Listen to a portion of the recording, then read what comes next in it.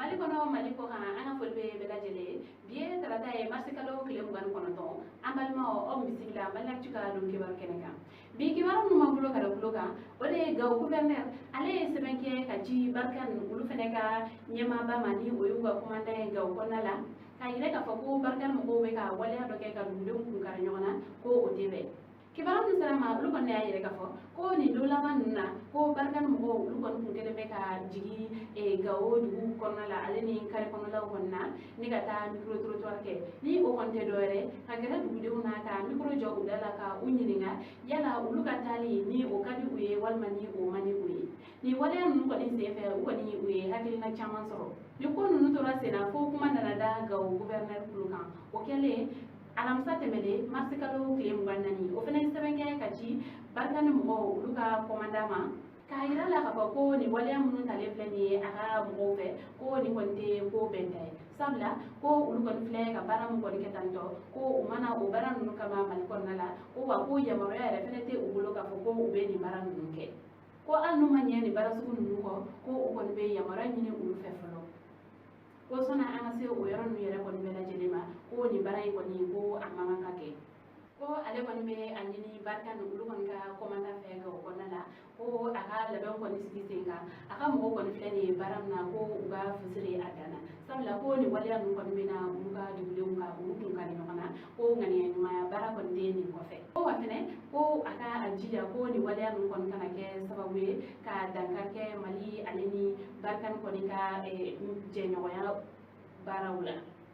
ko fuka ta se français rama ko sabla ni waliya nu kon kololo abisaka do ulu ere chelawula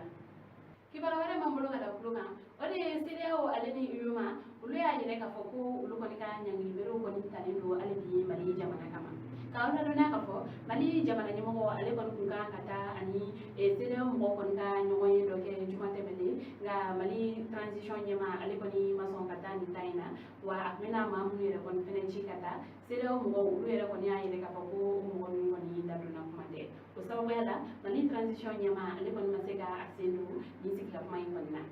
sono che semendo kon kun wala yuma mo ulu kon ka cour de la justice la mu ko ne ayire ka foko yuma ale kon ka ka nyangil bere jigin ka bo mali kama nga alibi jatemino ya ayire ka foko yuma ale kon ma nyangil bere nu ko ni jigin anno ya soro ni seben ko ni bora yuma cour de la justice la ko nyangil bere nu kon be sina alibi awla na ka fo mali CEDEAO ale ni yuma lu kon ka ni fo mo nyoma en kon te do re no fe mali transition o kun takala sabla lu kon ko ye ayire ka fo ko transition ko ni haga ko ni manga teme e kalo tan woro kan achale ko suno ko ba jigi o jigoro nga mali transition yemo lu kon ayire ka fo ko lu kon ni segonu udama ira ko ni kalo mugan tan ni ko wa lu era kon fene dina se kan jigi o koro ali bi nyoko yo lu be ni kuma ni kuma kawla duna ka fo ko fo ka ben kon masoro ni na alibi o kama nyangi biro kon tanido mali kama alibi ni o ye ambargo ye yumwa aleni CEDEAO fanfe kibara wala mambolo kada bloka ode orange aleni maltel ka répondeur ko kele uni réseau malien de consommateurs de la télécommunication ni nyonje communicat tribunal ale ko ne ayire ka fo ko ka ni yoro flan ngo ni ka contrôlable kawla dona ka fo kabini novembre kalo clé saba elema comme ni oye réseau malien de la consommation de la télécommunication ule orange aleni martel ka ule boje neka ka sababu yake ko abe wati jambo ube ka répondeur ka otike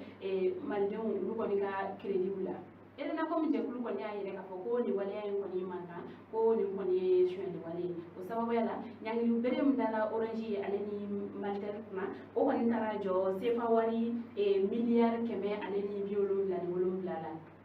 soni ni kiri ko bela jele ka kunche ni chake da flan ulu ko ni ka warbe mara warbo nuna ni o ye banki wiye ulu ko ni uteke da ni wari nunga ukana se ka da bo fiu o ko ni nyangi bere mun tanelo ni nunga ma nga labaina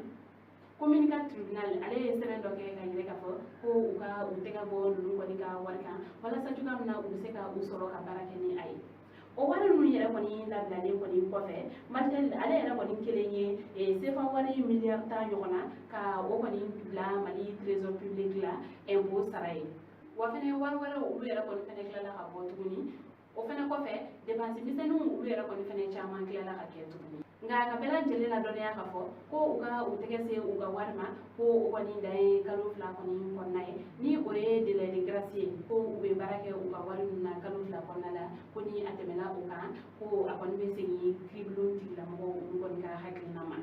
kunnafoni kuncɛ la kibaruya wɛrɛ b'an bolo ka da tulo kan o de ye sibiri don marisi kalo tile 26 moto zɔnmuso dɔ minɛla Sebenikɔrɔ kibaruya min sera ma olu kɔni y'a yɛrɛ k'a fɔ sibiri don marisi kalo tile 26 ni muso in kɔni ale taara Sebenikɔrɔ du dɔ de kɔnɔ ka sunɔgɔ fura kɔni kɛ nin dukɔnɔmɔgɔ ninnu na ni ka sɔrɔ ka moto kelen suɲɛ ka taga ni o ye sigiɲɔgɔn dɔ kɔni ne nana sɔn min k'a yɛrɛ k'a fɔ ko ni dukɔnɔmɔgɔ ninnu kɔni tɛ u cogoya la o kɔni nana o sababuya la ci kɔni lasela 9e arrondissement polisiw ma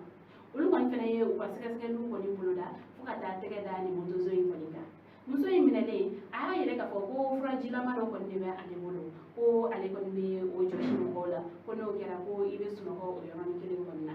a kɔni taara ka o de kɛ nin so in kɔnɔ mɔgɔw la ni olu sunɔgɔla a ka sɔrɔ ka nin moto in kɔni ta ka taa n'a ye an bɛ waati min na i ko sisan nin muso in ale ka kɔɲa bɛ kiiribulon tigilamɔgɔw bolo ani ɲangili ka kan o ka d'a kan an balimaw ni de tun ye aw ka bidon kibaru ye ka da aw tulo kan ani ce aw ka kulomajɔ la aw k'an bɛn a ɲɔgɔnna wɛrɛ